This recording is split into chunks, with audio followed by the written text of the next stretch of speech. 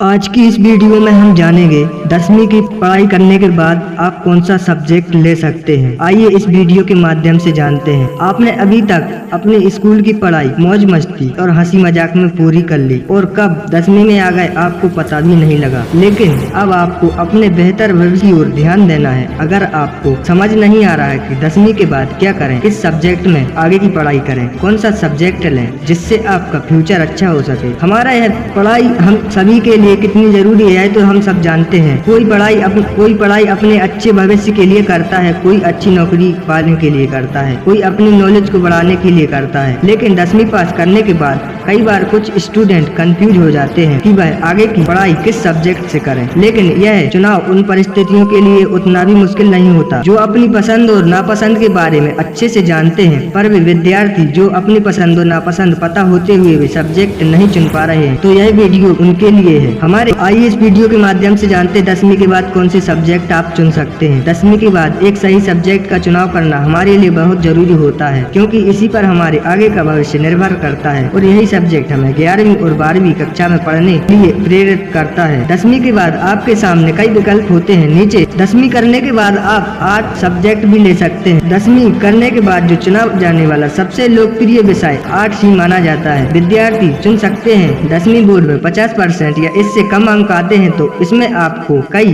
विषय पढ़ाए जाते हैं, जिनमें से कुछ निम्न हैं। आर्ट सब्जेक्ट में आने वाले geography, social science, economics, Sanskrit, psychology, history, English, philosophy, drawing. 10वीं के बाद आर्ट सब्जेक्ट चुनने के फायदे। 10वीं के बाद आर्ट लेने के कई फायदे, जैसे कॉमर्स साइंस के मुकाबले आर्ट लेने वाले छात्रों पर दबाव कम रहता है। आर्ट्स स्ट्रीम चुनने से छात्रों को ट्यूशन या कोई क्लासेस लेने की जरूरत भी नहीं पड़ती है। सबसे बड़ा फायदा यह है कि आर्ट्स के छात्र सिविल सर्विसेज जैसे कि IAS, IPS आदि के परीक्षा की तैयारी भी कर सकते हैं। ऐसा इसलिए कि आर्ट्स में से विषय सिविल सर्विसेज में से पूछे जाते हैं। कॉमर्स और साइंस के मुकाबले आर्ट्स में विषय या कोर्स करने पर फीस भी कम रहती है। अब हम बात करने वाले हैं साइंस के बारे में। साइंस स्ट्रीम को वह विद्यार्थी चुन सकते हैं जो पढ़ाई में काफी ज्यादा तेज है। यह विषय थोड़ा मुश्किल होता है। साइंस को पढ़ने के लिए आपको 10वीं में 50% से ज्यादा अंक लाने होते हैं। साइंस वर्ग के 2 भाग होते हैं। मेडिकल, अगर आपको डॉक्टर या साइंटिस्ट बनना है तो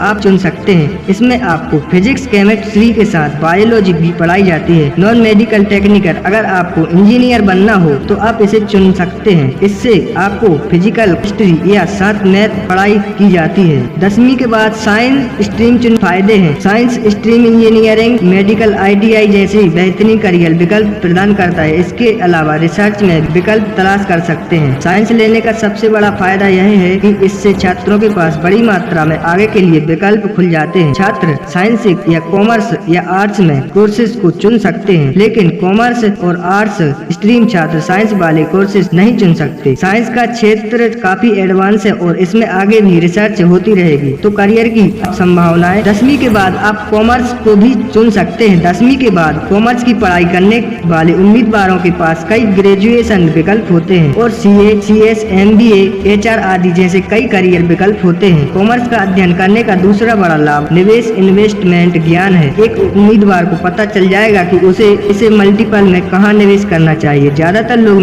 FD और शेयर बाजार का रुख करते हैं। यदि किसी उम्मीदवार की संख्या और संख्यात्मक डेटा का विश्लेषण करने में गहरी रुचि है तो आप कॉमर्स भी ले सकते हैं। इसमें बिजनेस एडमिनिस्ट्रेशन से लेकर फाइनेंस जैसे क्षेत्र में करियर के असीम विकल्प हैं। इस वीडियो में बस इतना ही। अगर वीडियो सच में अच्छी लगी हो तो वीडियो को लाइक करके चैनल को सब्सक्राइब जरूर कर देना। मिलते हैं अगले वीडियो में।